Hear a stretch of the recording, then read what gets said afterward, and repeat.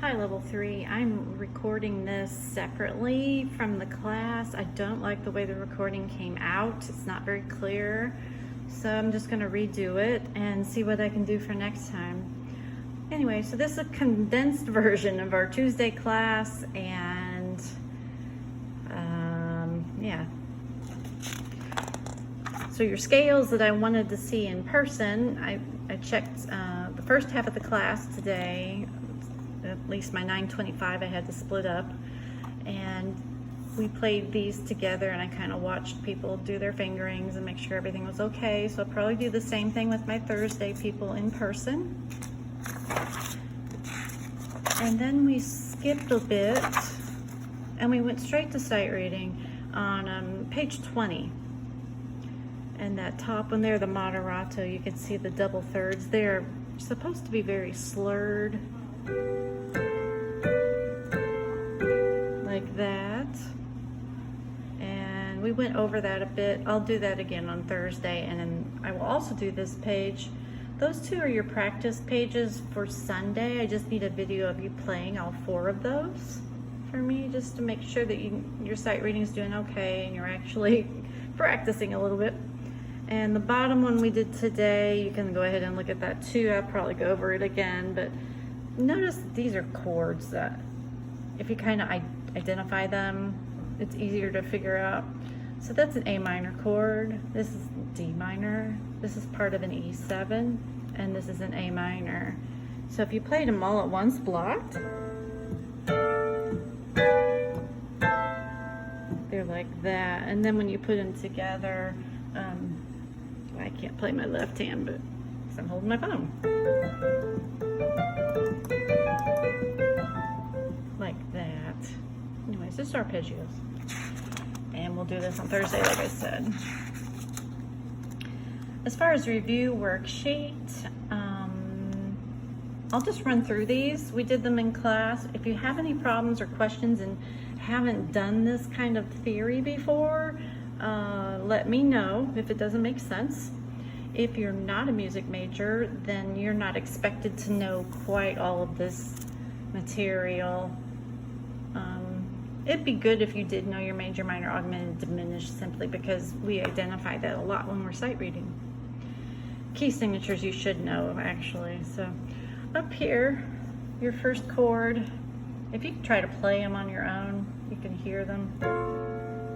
That's F augmented. That one, G minor. The third one, D diminished. Fourth one, A flat augmented. B flat diminished. E major. C augmented. And D flat major. This is identifying major and minor key signatures. So your major key for this one is D major, and your relative minor would be B. And this E flat, C, and then G, E, and A flat, F minor, A major, F sharp minor, B flat major, G minor, B major, G sharp minor, and the last one is C flat major. Ew. Yeah, I don't play in this key very often. I hope you don't ever have to either. C flat major or A flat minor. At the bottom of the page, trying to figure out the chords based on scale degree. So you know, no sharps and flats would be C major, and your 4 chord in the key of C would be, sorry, my phone bad, F.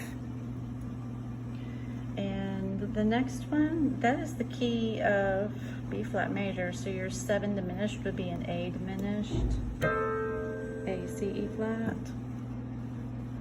The next one, that's A, oh sorry, it's right here. G major, your 3 chord in G major is B minor. This is A flat major, your 5 chord is E flat. This is A major, your 2 chord would be a B minor. Hopefully I'm not doing any of these wrong. I'm really tired. My brain's about to shut down. So this one is E flat major, and your 1 chord, of course your tonic chord would be E flat. And next to the last here, that is F sharp major, and your 6th chord is a D sharp minor. And the last one is G flat major, and your 2 chord is, am I right? Yeah. A flat minor. Yeah, A flat minor. So, on the next page, just identifying intervals. So the second one there, that's a minor 7. And that was sounds like that. And then the next one, that's a perfect octave. And then this one here, major 2nd. A tritone or an augmented 4th. G to E, it looks like a 7th on the piano, but it's actually some kind of a 6th the way they wrote it. So it's an augmented 6th. And then the last one is a perfect 5th. Then down in the bass clef down here, they did the first one. So I'll go ahead to the second one, A to F flat. A to F flat is a perfect 5th. Yeah, perfect 5th if you wrote it as A to E. But here, the way they wrote it, it's a diminished 6th. The next one is a perfect 4th. The next one's a minor 3rd.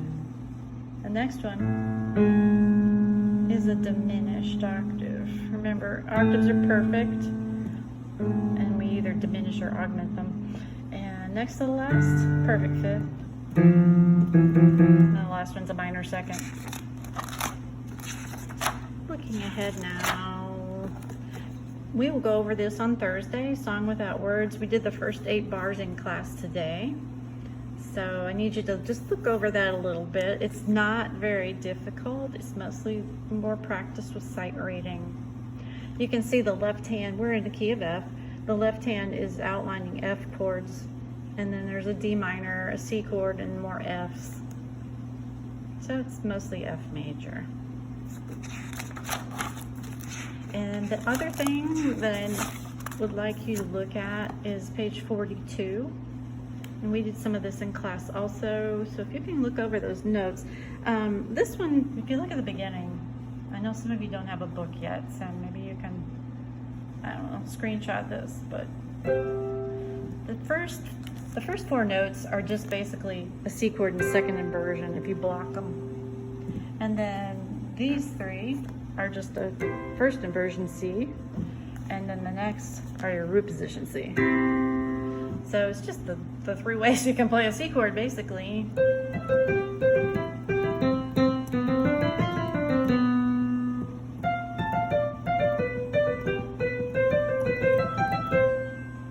So that's your right hand part, and it's got the most action, obviously. Your left hand's just kind of sitting there on C and G.